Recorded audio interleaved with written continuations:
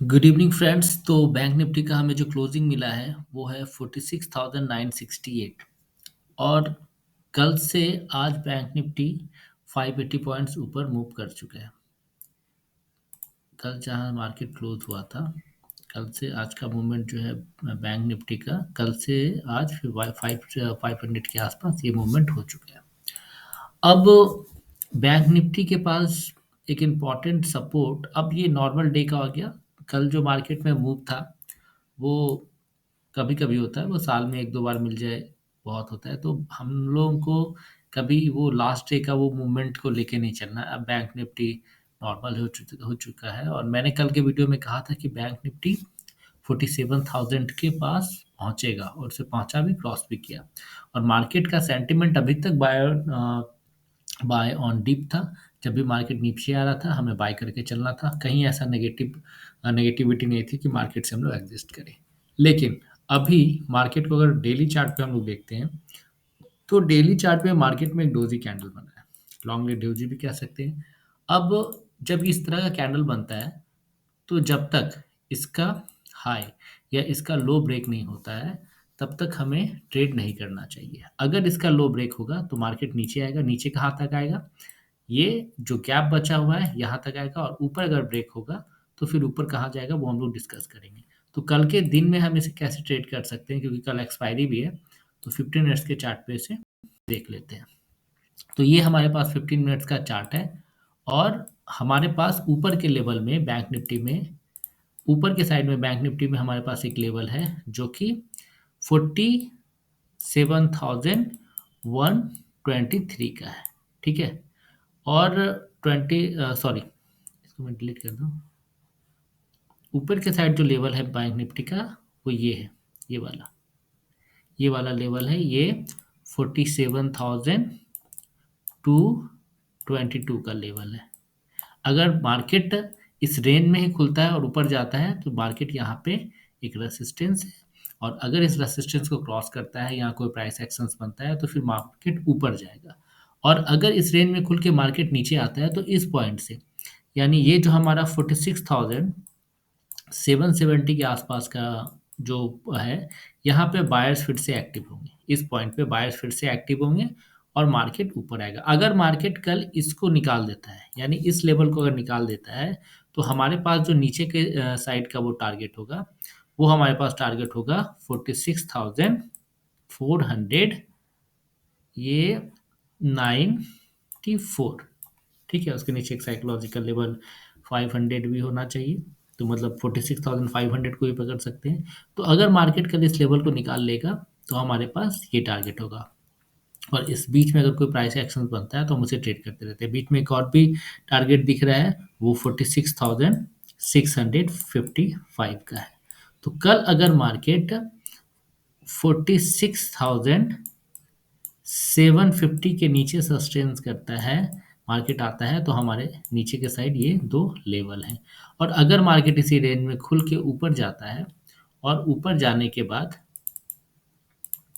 वो इस लेवल को निकालता है 47,228 के ऊपर जाता है, तो मार्केट के ऊपर, ठीक है, मार्केट के ऊपर एक रेसिस्टेंस है जो है 47,550 का। ठीक है। यहाँ पे एक रेसिस्टेंस मिलने वाला है मार्केट को। तो मार्केट जब भी इसके ऊपर जाएगा तो हमें ये रेसिस्टेंस को दिखने को मिलेगा। लेकिन जब भी मार्केट 47,228 के ऊपर जाएगा तो हमारा अगला टारगेट होगा 47,300 एंड 47,400। लेकिन ये दो टारगेट क्रॉस इजीली करेगा वो। और मुझे लगता है कि वो 40, अगर इस लेवल को निकालता है वो, तो वो 47,500, 550 ये टेस्ट करेगा। अगर मार्केट गैप अप ही ओपन हो जाता है, मान लीजिए कि इसके ऊपर ही होता है, 47,200 के ऊपर ही ओपन होता है, तो भी हमारे पास ऊपर एक रेसिस्टेंस है 47,500 का। और अगर गैप डाउन ही मार्केट का, बहुत ज़्यादा गैप डाउन मार्केट ओपन हो जाता है और मार्केट इसके नीचे चला आता है 46,000, मतलब आज के डे का लो के अगर नीचे ही ओपन होता है, यानी 46,000 728।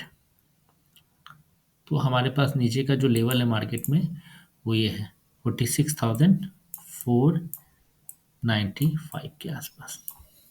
तो ये हमारे पास एक लेवल है।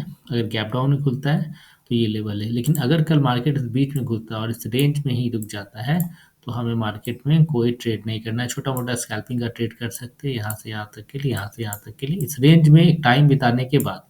लेकिन गैप अप गैप डाउन के बाद इसे ट्रेड नहीं करता। और अगर पोजिशनली जाना चाहते हैं तो जब तक ये डोजी कैंडल, मैं इसे डेली चार्ट पे कर देता हूँ, तो डोजी कैंडल ये बना है और इसका जब तक या तो लो ब्रेक नहीं हो या तो हाई ब्रेक नहीं हो, ये एक मोमेंटम नहीं दिखा सकता है। हो सकता है कि मार्केट यहीं फंसा रहे, इसी रेंज में बीच में घूमता रहे, तो ये पॉसिबिलिटी होता है डोजी कैंडल में। और इसका एक साइड जैसे ही ब्रेक होगा तो हम इसे ट्रेड करेंगे। और अब देख लेते हैं निफ्टी का। निफ्टी में क्या करना है। निफ्टी बुलिश है। निफ्टी का अगर आप डेली चार्ट देखेंगे तो डेली चार्ट पे भी निफ्टी यहाँ हैमर बनाया है टॉप पे, तो ये बुलिश ही साइन होता है। अगर ये टॉप पे बनता है तो बुलिश होता है, बॉटम पे बनता है तो भी बुलिश होता है। तो ये बुलिश ही कैंडल है।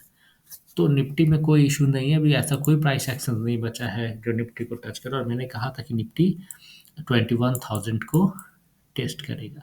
तो अगला टारगेट मेरा निफ्टी का तो है ही 41,000। लेकिन अगर निफ्टी कल कैसे ट्रेड कर सकते हैं इसे देखते हैं। तो ये 15 मिनट्स के चार्ट पे अगर निफ्टी कल इसी जोन में कहीं ओपन होता है और ऊपर निकलता है तो हमारे पास हर 100 पॉइंट्स पे, क्योंकि ऊपर कोई रेसिस्टेंस है नहीं, तो जब ये इस लेवल से निकलेगा तो हमारे पास 2900 का एक टारगेट होगा। ठीक है। देन 21,000 का टारगेट होगा। अगर 21,000 जैसे आज बैंक निफ्टी 47,000 को निकाला तो 47,100, 200, 300 सबको टच किया। तो ये भी हो सकता है कि 21,100 को भी टेस्ट कर ले। तो ये हम देख लेंगे। ठीक है। लेकिन 40 ये रेंज तो आएगा ही आएगा, और उसके बाद देखेंगे मार्केट में कोई पैटर्न बनता है या कल अगर गैप डाउन ही ओपन हो जाता है, इस रेंज में आता है, तो भी यहाँ पे बाइट्स ही होते हैं। जब भी यहाँ आ रहा है तो मार्केट थोड़ा सा ऊपर उठने का कोशिश कर रहा है। लेकिन कल मार्केट अगर नीचे ही ओपन होता है और थोड़ा टाइम बिताता है तो हमारे पास एक इम्पॉर्टेंट रेसिस्टेंस है जो कि है 20,604। ये रेसिस्टेंस क्यों है कि मार्केट में लास्ट टाइम जब मार्केट ओपन हुआ था तो यहाँ से एक ब्रेकआउट आया था। ठीक है। तो 20,600 एक रेसिस्टेंस होगा हमारे पास, 64 या 600।